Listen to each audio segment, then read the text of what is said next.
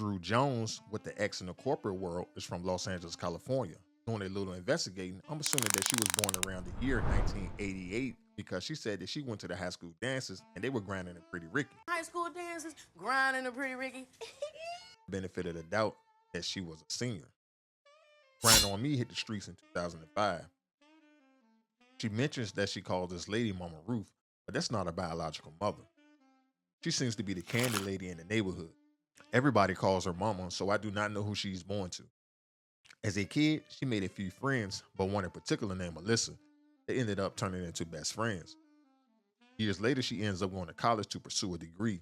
She has all but 15 credits left, so more than likely she's a senior.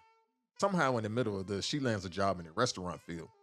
She works for Norms as a waitress, so much that she reigned as Employee of the Month, and I believe she has been nominated plenty of times. This is probably because she does so much for the restaurant. She created the wheelchair section and made sure it was ADA compliant, which stands for Americans with Disability Act. Plenty of companies are up to standards when it comes to people with disabilities, so I'm not understanding how they managed to turn it into a franchise without a rainstorm of lawsuits from the disabled. Any building built before 1992 must have things achievable, and built after 1992, it must meet ADA requirements. ADA was passed in 1990. Doing this, she hopes that she can land a position in the corporate world as a franchise manager. It's a job, enough to get by because she lives with Alyssa in Baldwin Village, or the jungles as the locals call it. They have been living there since 2017. This is years after the cop went through there named Alonzo. Now the place is run down. The AC doesn't work, not even the water. The ceiling is falling, and it's in the heart of the ghetto. No white people live there, and I know why.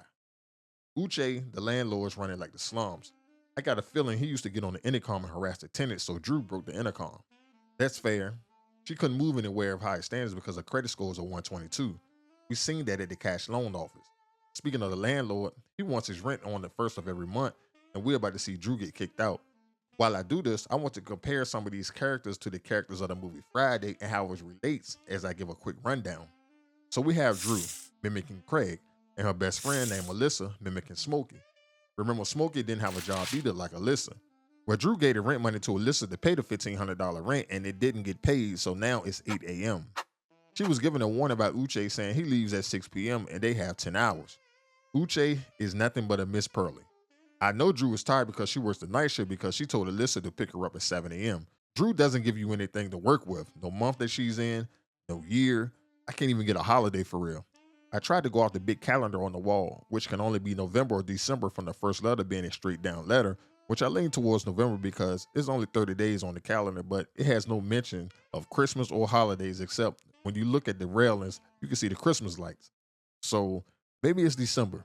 I can't confirm 100%. But they do what they have to do to get the money back from Alyssa's boyfriend, and they end up tracking him down to the neighborhood bully house named Bernice, which she mimics Debo. Drew and Alyssa comes up with a plan to get the money from her boyfriend, which leaves Drew for a distraction while Alyssa goes through the windows and searches. Notice anything? Smokey himself did the same thing when he snuck in the window to get the money out of Debo's pants, but he ended up waking up. Alyssa even does the same fall gesture.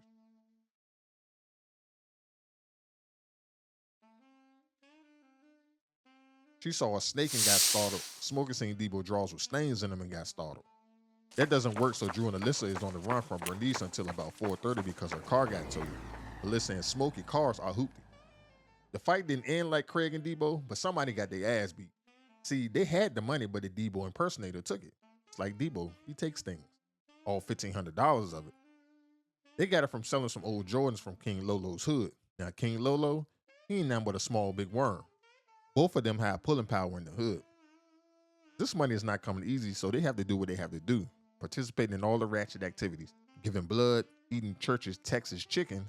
That ain't nothing but a church's chicken. You know it's hood when you talking about hot Cheetos martinis. Now, who the hell?